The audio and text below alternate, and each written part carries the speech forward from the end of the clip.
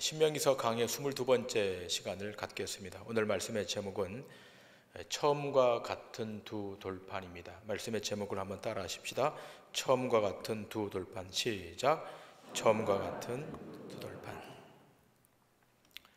우리는 지난 시간 이스라엘 백성이 출애굽해서 가나안 땅 앞에까지 온 것이 무엇으로 기인했는가를 확인했습니다.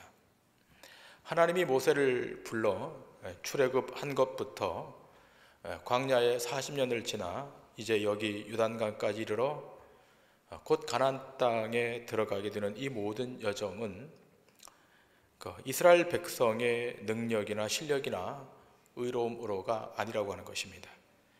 신명기 9장 4절은 이렇게 증거하고 있지 않습니까?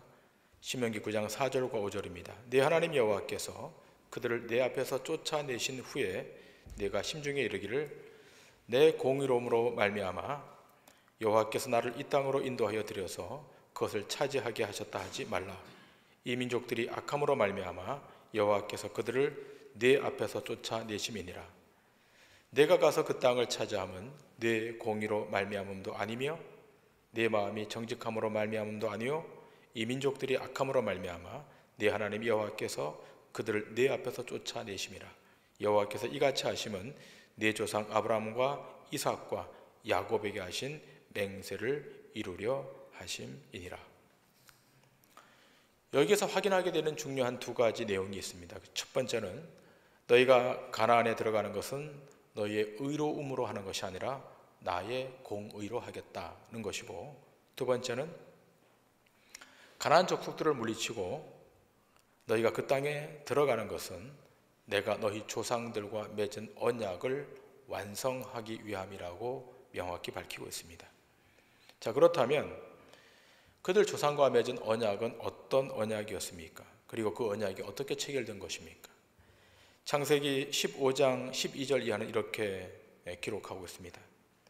해 질 때 아브라함에게 깊은 잠이 임하고 큰 흑암과 두려움이 그에게 임하였더니 여호와께서 아브라함에게 이르시되 너는 반드시 알라. 네 자손이 이방에서 객이 되어 그들을 섬기겠고 그들은 400년 동안 네 자손을 괴롭히리니 그들이 섬기는 나라를 내가 징벌할지며 그 후에 네 자손이 큰 재물을 이끌고 나오리라. 너는 장수하다가 평안히 조상에게로 돌아가 장사될 것이요 네 자손은 4대 만에 이 땅으로 돌아오리니 이는 아모리 족속의 죄악이 아직 가득 차지 아니함이니라 하시더니 해가 져서 어두울 때 연기나는 화로가 보이며 타는 횃불이 쪼갠 고기 사이로 지나더라.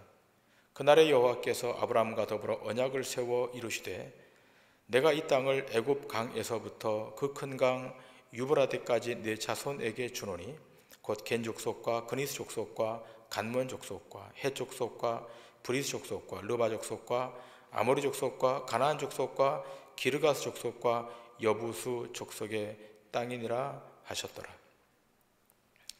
자, 하나님께서 아브라함과 언약을 맺으시는데 그 언약의 체결 양식은 쪼개진 짐승 사이로 하나님께서 불꽃 형상으로 지나가시면서 체결됩니다. 자, 아브라함이 잠든 사이에 하나님이 이 언약을 시행하시는데 그 의미는 아브라함의 실력과 능력으로 이 언약을 실행하고 완성하는 것이 아니라 하나님 자신의 능력과 실력으로 하시겠다는 신적 의지를 피력하고 있는 것입니다. 이러한 언약식이 있은 다음 하나님은 아브라함에게 가나안 땅을 주실 것을 약조하십니다. 자, 여기서 우리가 다시 확인하는 내용은 무엇입니까? 이스라엘 백성이 가나안 땅에 들어가게 되는 것은 순전히 하나님의 언약의 은총, 하나님의 언약의 자비로 들어가게 되는 것임을 알게 되는 겁니다. 자, 그런데 정작 이스라엘 백성의 상태는 어떠했는가라고 하는 것입니다. 신명기 9장 7절은 이렇게 증거합니다. 너는 광야에서 네 하나님 여호와를 경노하게 하던 일을 잊지 말고 기억하라. 내가 애굽 땅에서 나오던 날부터 이곳에 이르기까지 늘 여호와를 거역하였으되. 애굽에서 나오던 날부터 이곳에 이르기까지 늘 하나님을 거역했다라고 증거합니다. 신명기 9장 24절도 이렇게 증거합니다. 내가 너희를 알던 날부터 너희가 항상 여호와를 거역하여 왔느니라. 하나님이 이스라엘 백성을 알던 날부터 항상 하나님께 거역했다는 겁니다. 하나님을 거역했던 사건이 몇몇 사건이 아니라 늘 항상 거역했다는 겁니다. 이것이 이스라엘 백성들의 현재 상태입니다.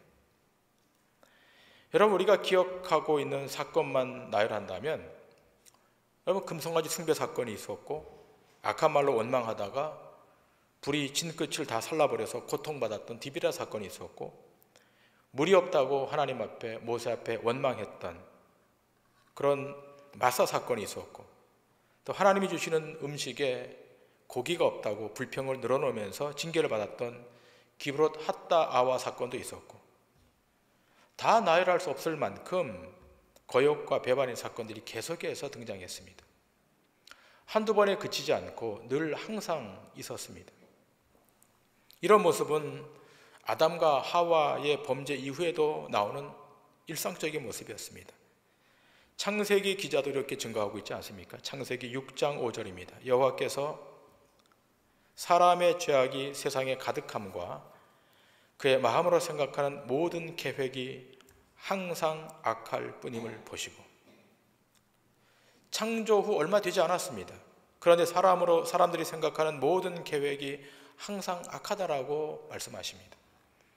창세기 8장 21절도 이렇게 증거합니다. 여호와께서 그 향기를 받으시고 그 중심에 이르시되 내가 다시는 사람으로 말미암아 땅을 저주하지 아니하리니 이는 사람의 마음이 계획하는 바가 어려서부터 악함이라. 사람의 마음이 계획하는 바가 어려서부터 악하다. 다 종합하면 무슨 말입니까? 사람의 마음의 생각과 계획이 처음부터 늘 항상 악하다는 것입니다. 자, 그런데 이렇게 늘 항상 하나님을 거역하는 이스라엘 백성들이 어떻게 약속의 땅 가나안 땅에 들어가는 것입니까? 그 답은 하나입니다. 하나님께서 자기 맹세를 이루시기 위함인 것입니다.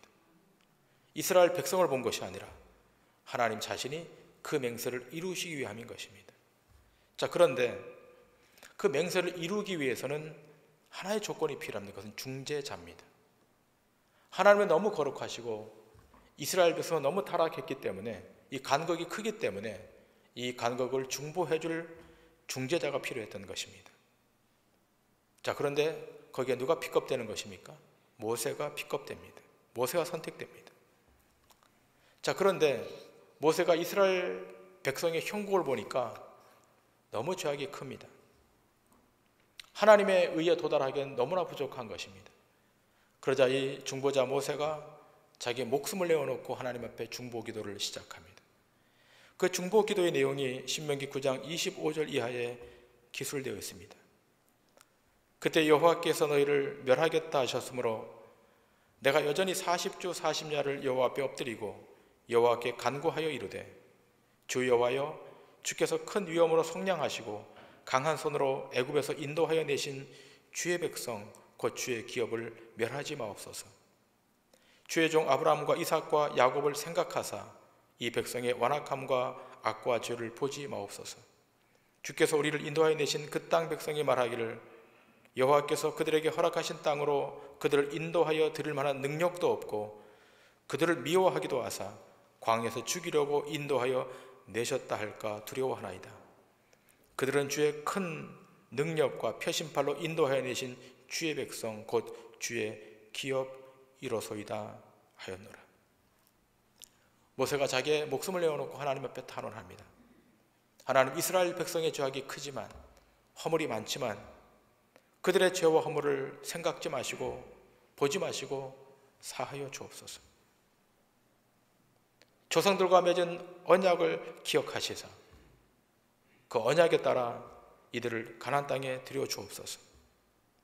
크신 능력과 크신 발을 선조들에게 허락했던 것처럼 이들에게도 동일하게 허락하셔서 이들을 가나안 땅에 들어가도록 하나님 허락해달라고, 자비와 긍휼을 베풀어 달라고 간청하고 있습니다. 감사하게도 하나님께서 이 모세의 중보 기도를 들으십니다. 하나님의 긍휼이 다시 이스라엘 백성에게 부어지는 것입니다. 자, 이러한 모세의 중재를 통해서 이스라엘 백성이 출애굽의 광야 여정을 지나 지금 요단강까지 온 것입니다. 요단강을 건너면 이젠 가나안 땅입니다.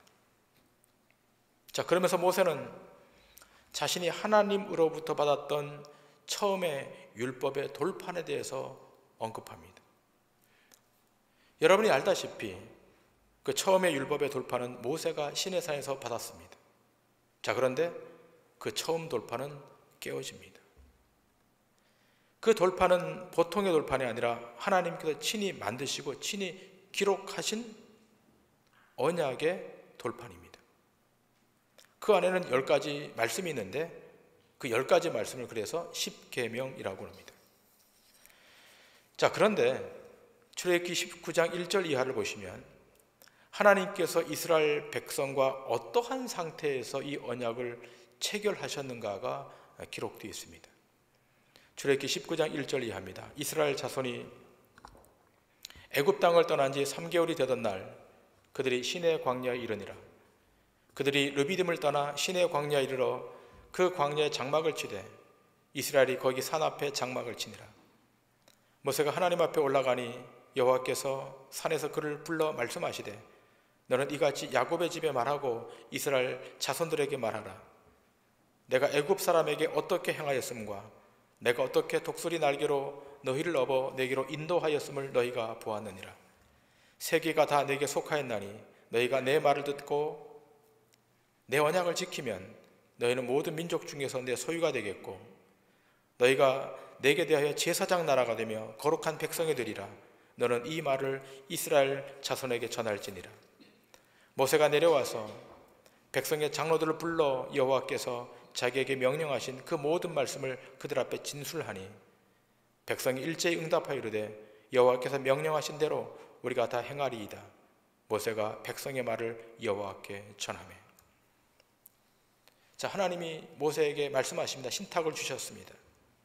온 세계가 다 내게 속하였기에 너희 이스라엘 백성들이 내 말을 듣고 내 언약을 잘 지키면 너희는 열국 중에서 너희는 내 백성이 될 것이고 내 소유가 될 것이고 제사장 나라가 될 것이고 거룩한 백성이 될 것이라고 말씀합니다.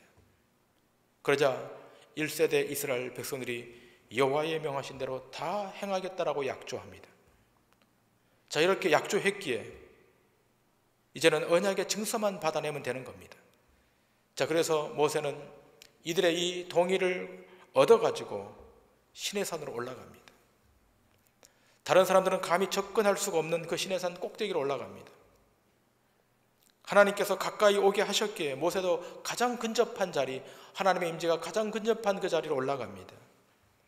그곳에서 40주 40야를 금식하면서 하나님의 언약의 말씀을 받습니다. 그리고 그 말씀을 받아 하산합니다. 다른 명령과 규례가 많았지만 그 돌판에 새겨진 말씀은 10가지 말씀, 10계명의 말씀이었습니다. 자, 그런데 그 10계명을 받아오는 그 40일 동안, 그 40일간에 그 저 밑에 땅에서는 어떤 일이 있었습니까? 이 시내산에는 하나님의 영이 충만하게 임재하고 있었는데 저 밑에 산 밑에서는 금 송아지를 만들어 놓고 그 신이 자기들을 구원할 신, 이스라엘 백성을 인도할 신이라고 우상 숭배를 하고 있었던 것입니다. 10계명을 받아 내려오는 모세가 그 광경을 보니까 차마 눈 두고 볼 수가 없는 것입니다. 그래서 시내산에서 받아왔던 그 돌판을 던져서 깨뜨려 버립니다. 언약이 파괴되는 것입니다. 언약의 결렬입니다. 하나님의 말씀 앞에 순종하겠다고 그렇게 약조해놓고 그 언약의 돌판을 받아오는 그 40일을 견디지 못해서 하나님을 배신하고 우상을 숭배했던 것입니다. 이제는 언약의 저주만 남아 있습니다. 드디어 하나님께서 진노의 칼을 뽑으십니다. 자, 그럴 때 조금 전에 보았던 모세의 목숨을 건 중보기도, 탄원의 기도가 시작됩니다. 자, 그러자 하나님께서 모세의 말을 들으시고 이 진노의 칼을 거두십니다. 그러면서 모세가 다시 이렇게 말을 이어갑니다. 오늘 본문 10절과 11절의 말씀입니다. 내가 처음과 같이 40주 40야를 산에 머물렀고 그때에도 여호와께서 내 말을 들으사 너를 차마 멸하지 아니하시고 여호와께서 내게 이르시되 일어나서 백성보다 먼저 길을 떠나라. 내가 그들에게 주리라고 그들의 조상들에게 맹세한 땅에 그들이 들어가서 그것을 차지하리라 하셨느니라. 자, 모세가 말합니다. 하나님께서 내 중보 기도를 들으시고 너희를 멸하지 않겠다 그랬다는 겁니다. 뿐만 아니라 너희 열조들에게 맹약한 땅을 주겠다고 말씀했으니까 너는 믿음으로, 너희 2세대 이스라엘 백성들은 믿음으로 그 땅으로 들어가라고 말씀하고 있습니다. 자, 우리 하나를 더 점검해야 됩니다. 모세가 이 하나님의 말씀을 받아 그들에게 주기까지의 과정이 어떠했는가라고 하는 거예요. 자, 출애굽기 33장 3절은 이렇게 말합니다. 너희를 젖과 꿀이 흐르는 땅에 이르게 하려니와 나는 너희와 함께 올라가지 아니하리니 너희는 목이 곧은 백성인즉 내가 길에서 너희를 진멸할까 염려함이니라 하시니. 하나님께서 말씀하십니다. 내가 친 이스라엘 백성들과 함께 동행하면 그들은 목이 곧은 백성이기에 내가 순식간에 내 거룩함으로 그들을 진멸할 수밖에 없다, 이렇게 말씀하십니다. 그러자 모세가 다시 간구해요. 그렇다면 우리를 올려보내지 말라고 말합니다. 그냥 죽는 것이 낫다라고 말합니다. 출애굽기 33장 13절 이하입니다. 내가 참으로 주의 목전에 은총을 입었사오면 원하건대 주의 길을 내게 보이사 내게 주를 알리시고 나로 주의 목전에 은총을 입게 하시며 이 족속을 주의 백성으로 여기소서. 여호와께서 이르시되 내가 친히 가리라. 내가 너를 쉬게 하리라. 모세가 여호와께 아뢰되 주께서 친히 가지 아니하시려거든 우리를 이곳에서 올려보내지 마옵소서. 나와 주의 백성이 주의 목전에 은총 입은 줄을 무엇으로 알리이까? 주께서 우리와 함께 행하심으로 나와 주의 백성을 천하 만민 중에 구별하심이 아니니까. 자, 지금 모세는 가장 절박한 마음으로 하나님께 요청하는 겁니다. 하나님께서 함께 행하지 않으시면, 함께 가시지 않으신다면 여기서 죽는 것이 낫겠다라고 하나님 앞에 탄원합니다. 이때 하나님의 응답이 다시 옵니다. 출애굽기 13장 19절이 이렇게 말합니다. 여호와께서 이르시되 내가 내 모든 선한 것을 내 앞으로 지나가게 하고 여호와의 이름을 내 앞에 선포하리라. 나는 은혜 베풀 자에게 은혜를 베풀고 긍휼히 여길 자에게 긍휼을 베푸느니라. 자, 여기서 우리 이런 질문을 할 수가 있습니다. 그 은혜와 긍휼을 받을 자가 누구인가라고 하는 거예요. 지금 말씀하고 있지 않습니까? 나는 은혜 베풀 자에게 은혜를 베풀고 긍휼히 여길 자에게 긍휼을 베풀겠다. 그러면 그 은혜와 긍휼을 받을 자가 누구인가? 자, 다시 출애굽기 33장 19절을 보시면 거기 중요한 실마리가 등장합니다. 이렇게 되어 있습니다. 여호와의 이름을 내 앞에 선포하리라. 여호와의 이름을 내 앞에 선포하리라. 나는 은혜 베풀 자에게 은혜를 베풀고 긍휼히 여길 자에게 긍휼을 베푸느니라. 하나님의 은혜와 긍휼은 어떤 자에게 임하는가? 하나님의 이름을 의지하는 자, 하나님의 이름을 붙드는 자, 그 이름으로 자기 인생을 살아가는 자에게 은혜와 긍휼이 임한다라고 말씀하고 있습니다. 여호와의 이름을 수용하고 사는 자에게 끊임없는 하나님의 자비, 끊임없는 하나님의 용서가 임하겠다는 것입니다. 그래서 하나님이 모세에게 어떤 예식을 행하십니까? 출애굽기 33장 20절 이하에 하나님이 이러한 예식을 베푸십니다. 또 이르시되 내가 내 얼굴을 보지 못하리니 나를 보고 살 자가 없음이니라. 여호와께서 또 이르시기를 보라 내 곁에 한 장소가 있으니 너는 그 반석 위에 서라. 내 영광이 지나갈 때 내가 너를 반석 틈에 두고 내가 지나도록 내 손으로 너를 덮었다가 손을 거두리니 네가 내 등을 볼 것이요 얼굴은 보지 못하리라. 자, 하나님의 거룩한 영광이 모세를 통과하겠다는 겁니다. 자, 그런데 그 하나님의 영광은 거룩하기에 그 영광이 통과하는 모든 인생들은 다 진멸이에요. 그래서 하나님 어떻게 하시겠다고요? 반석 틈에 두고 하나님의 영광이 지나도록 하나님의 손으로 모세를 덮겠다는 겁니다. 놀라운 은총입니다. 하나님의 영광이 모세를 통과하는데 하나님 어떻게 해요? 그 거룩함이 지나갈 때 모세의 허물과 실수를 들추어낼까 봐 어떻게 해요? 하나님의 손으로 덮는다는 것입니다. 이것으로 모세와 이스라엘 백성에게 하나님은 무엇을 상징으로 보여주시는 것입니까? 하나님께서 다시 이스라엘 백성과 함께 하시겠다. 이 예식으로 내가 내 백성에게 다시 자비와 긍휼을 베풀어 주시겠다는 것을 말씀하는 것입니다. 그래서 처음 돌판과 동일한 것으로 두 번째 돌판을 똑같이 만들라고 말씀합니다. 바꾸지 않고 첫 번째 돌판에 기록된 그 언약과 동일한 내용으로 두 번째 돌판도 만들라고 말씀하십니다. 자, 출애굽기 34장 1절 이하의 말씀입니다. 여호와께서 모세에게 이르시되 너는 돌판 둘을 처음 것과 같이 다듬어 만들라. 내가 깨뜨린 처음 판에 있던 말을 내가 그 판에 쓰리니 아침까지 준비하고 아침에 시내산에 올라와 산 꼭대기에서 내게 보이되 아무도 너와 함께 오르지 말며 온 산에 아무도 나타나지 못하게 하고 양과 소도 산 앞에서 먹지 못하게 하라. 모세가 돌판 둘을 처음 것 같이 깎아 만들고 아침에 일찍 일어나 그 두 돌판을 손에 들고 여호와의 명령대로 시내산에 올라가니 여호와께서 구름 가운데 강림하사 그와 함께 거기 서서 여호와의 이름을 선포하실세. 여호와께서 그의 앞으로 지나시며 선포하시되 여호와라 여호와라 자비롭고 은혜롭고 노하기를 더디하고 인자와 진실이 많은 하나님이라. 인자를 천대까지 베풀며 악과 과실과 죄를 용서하리라. 그러나 벌을 면제하지는 아니하고 아버지 악행을 자손 3, 4대까지 보응하리라. 모세가 급히 땅에 엎드려 경배하며 이르되 주여 내가 주께 은총을 입었거든 원하건대 주는 우리와 동행하옵소서. 이는 목이 뻣뻣한 백성이니이다. 우리의 악과 죄를 사하시고 우리를 주의 기업으로 삼으소서. 여러분, 첫 번째 돌판이 깨어짐으로 인해서 이스라엘 백성들의 목이 얼마나 뻣뻣한 것인가를 확인했습니다. 자, 그러나 이 모세의 중보로 인해서 하나님께서 다시 이스라엘 백성들과 함께 하시다고 말씀하십니다. 물론 이 과정은 모세의 탁월함과 모세의 능함이 있는 것이 아니라 하나님 자신이 자기 은총을 내리셔서 그 일을 하게 하시는 겁니다. 여러분, 이 모세의 역할도 온전하지 않습니다. 하나님과 이스라엘 백성을 연결해주는 이 모세의 중보의 역할도 온전하지 않습니다.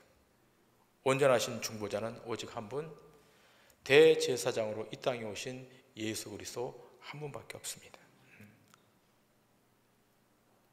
이 모세의 중보를 통해서 깨어진 돌판이 처음 것과 똑같은 두 번째 돌판으로 만들어지는 것입니다. 여러분, 돌판이 깨어진 상태로 그대로 존재했다면 우리는 다 심판을 받아야 될 것입니다. 우리는 단 한 명도 그 깨어진 돌판에 기록된 그 율법에 충족할 사람이 없기 때문에 다 진멸당할 자들입니다. 네, 감사하게도 하나님은 두 번째 돌판을 만들라 말씀하심으로 당신의 언약을 하나님의 자기 백성에게 유효화시켜 주신 것입니다. 놀라운 축복입니다. 여러분, 여기서 우리는 하나님이 얼마나 인애로우시고 얼마나 자비로우신 하나님인가를 확인하게 됩니다. 여러분, 하나님께서 이스라엘 백성에게 얼마나 큰 사랑, 얼마나 큰 은총을 베풀어 주셨습니까? 그럼에도 불구하고 틈만 나면 돌아섭니다. 여건만 주어지고 상황만 만들어지면 돌아섭니다. 이건 이스라엘 백성들만의 문제가 아니지 않습니까? 오늘 21세기를 살아가고 있는 우리도 그렇습니다. 조금만 우리의 생각과 달라지면, 조금만 우리의 이권과 배치되면, 조금만 내 상황이 나빠지면 쉬 하나님의 면전에서 돌아섭니다. 쉬 발걸음을 바꿔버립니다. 자, 그런데 여기 놀라운 신비가 있습니다. 그러나 그럼에도 불구하고 하나님은 그들을 다시 받아주십니다. 자신의 말씀이 깨어지는 수모를 당하시면서까지 용서하시고 그들을 허용해 주십니다. 그것의 증거물이 이 깨어진 돌판 다음 두 번째 돌판이 이스라엘 백성들에게 언약으로 제시되었다는 데 있습니다. 오늘 우리가 읽은 이 본문을 보면, 신명기 10장 이 본문을 보면 처음이라고 하는 말이 무려 5번 등장합니다. 처음 것, 처음 것, 처음 것. 이 처음 것을 두 번째 돌판에 똑같이 기술하겠다는 겁니다. 제가 만약 하나님이라면 좀 바꿀 것 같아요. 이놈들이 말을 안 들었으니까 더 어려운 조문을 거기다 집어넣을 것 같아요. 근데 하나님은 자비롭고 긍휼이 많으신 하나님이시기에 첫 번째 돌판에 기록된 똑같은 언약의 내용을 두 번째 돌판에도 똑같이 기술해 주십니다. 자, 그리고 어떻게 하시는가? 이 두 번째 돌판은 언약궤를 만들어 그 안에 담으라 그럽니다. 여러분, 이 언약궤는 시띠 나무로 만든 다음 그 테두리는 다 금으로 쌉니다. 자, 그리고 그 상자에 뚜껑을 만들어 덮는데 그 뚜껑을 속죄소라고 합니다. 자, 뚜껑을 덮고 그 위에다 어떻게 하는가 하면 양의 피, 소의 피를 발라서 이스라엘 백성의 죄를 사하게 하는 데 있는 겁니다.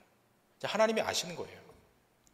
두 번째 돌판을 언약으로 줬지만 여전히 이스라엘 백성들이 그 언약을 지키지 못할 것을 이미 아시고 어떻게 해요? 그 속죄소 위에 피를 뿌리면 그들의 허물과 죄를 하나님이 용서해 주시겠다. 하나님의 긍휼이 계속 연장되는 거예요. 여러분, 이스라엘 백성들이 두 번째 돌판을 받은들 그 두 번째 돌판의 내용을 지킬 수 있겠습니까? 여러분과 제 삶을 한번 들여다보시면 확인되지 않습니까? 날마다 하나님의 말씀에서 돌아서잖아요. 날마다 하나님의 말씀과는 반대 방향으로 가지 않습니까? 그러고 주일날 여기 오면 또다시 용서를 구하잖아요. 하나님이 아시는 거예요. 그래서 어떻게 해요? 속죄소 뚜껑을 만들어서 그 위에서 그들의 허물과 죄를 용서해 주시는 겁니다. 자, 그런데 여러분, 이 일을 누가 하게끔 만드는가 하면 레위 지파로 하게끔 이 일을 감당하게 합니다. 자, 본문 6절에 이렇게 기록되어 있습니다. 이스라엘 자손이 브네야 아간에서 길을 떠나 모세라에 이르러 아론이 거기서 죽어 장사되었고 그의 아들 엘르아살이 그를 이어 제사장의 직임을 행하였으며. 자, 지금 본문은 딱 한 절로 기술하고 있습니다만 여기에는 비하인드 스토리가 있습니다. 여러분, 여기 보면은 아론이 죽어 장사되었다라고 말합니다. 이 아론이 어떤 자입니까? 모세가 시내산에 율법을 받으러 올라갔을 때 그 산 밑에서 금송아지를 만들었던, 주도했던 주인공이에요. 금송아지를 아론이 만든 거예요. 백성들은 모르는 거예요. 그냥 만들어 그러니까 금송아지를 만들었습니다. 주도적으로 금송아지를 만들어서 우상 숭배를 하고 있었던 자가 아론이었습니다. 여러분 기억하시다시피 이 아론이 이것을 만들었을 때 그 산 밑에 있던 이스라엘 백성들은 열광했습니다. 흥분했습니다. 그런 까닭에 이 아론은 영적인 측면에서 보면 죽어 마땅합니다. 그런데 그가 죽지 않고 살아나지 않습니까? 어떻게 살아납니까? 모세가 다시 한번 자기의 목을 내놓고 하나님 앞에 탄원합니다. 아론을 살려달라고, 죽이지 말아달라고. 근데 하나님께서 모세의 중보기도를 들으십니다. 자, 그런데 여러분, 이 금송아지 숭배 사건은 그냥 지나갈 수 없었기 때문에 하나님께서 명하십니다. 12지파 가운데 어느 지파라도 나와서 이 금송아지를 숭배했던 사람들을 처단하라 그럽니다. 모세가 12지파 수장들을 다 불러냅니다. 지금 금송아지 우상 숭배 사건이 벌어졌는데 12지파 가운데 어느 지파가 이 문제를 해결할 것인가? 어느 한 지파도 나오지 않아요. 자, 그런데 한 지파가 앞으로 나옵니다. 그 지파가 누굽니까? 레위 지파입니다. 레위 지파가 칼을 차고 다니면서 우상 숭배했던 사람 3,000명을 다 죽입니다. 하나님의 거룩이 레위 지파를 통해서 실현된 것입니다. 이때 헌신한 레위 지파에게 복을 내리시면서 하나님이 이제는 레위 지파, 너희 지파가 제사장의 지파가 될 것임을 말씀하십니다. 자, 그 내용이 오늘 본문 8절에 기록되어 있습니다. 자, 레위 지파가 어떤 일을 하는가? 8절에 그때 여호와께서 레위 지파를 구별하여 여호와의 언약궤를 매게 하며 여호와 앞에 서서 그를 섬기며 또 여호와의 이름으로 축복하게 하셨으니 그 일은 오늘까지 이르니라. 자, 바로 이 아론의 지파가 레위 지파입니다. 하나님의 은총을 입어서 살아난 이 레위 지파가 제사장의 역할을 감당하게 되는 것입니다. 근데 중요한 메시지가 있습니다. 하나님은 이 레위 지파에게 축복을 내리십니다. 그 축복의 내용이 민수기 6장 22절 이하에 기록되어 있습니다. 여호와께서 모세에게 말씀하여 이르시되 아론과 그의 아들들에게 말하여 이르기를 너희는 이스라엘 자손을 위하여 이렇게 축복하여 이르되 여호와는 내게 복을 주시고 너를 지키기를 원하며 여호와는 그의 얼굴을 내게 비추사 은혜 베푸시기를 원하며 여호와는 그 얼굴을 내게로 향하여 드사 평강 주시기를 원하노라 할지니라 하라. 그들은 이같이 내 이름으로 이스라엘 자손에게 축복할지니 내가 그들에게 복을 주리라. 하나님께서 레위 지파, 제사장 지파에게 축복을 선포하라 그럽니다. 그 신탁을 받고 아론과 그의 아들들, 그 레위 지파가 복을 선포합니다. 여호와는 그의 얼굴을 내게 비추고 은혜 베푸기를 원하시며 여호와는 그 얼굴을 내게로 향하여 드사 평강 주시기를 원하노라. 이 놀라운 축복이 레위 지파, 제사장 지파를 통해서 진행되는 것입니다. 그런데 기억할 것이 있습니다. 이러한 레위 지파도 온전하지 않다는 것입니다. 이 제사장들도 완전하지 않습니다.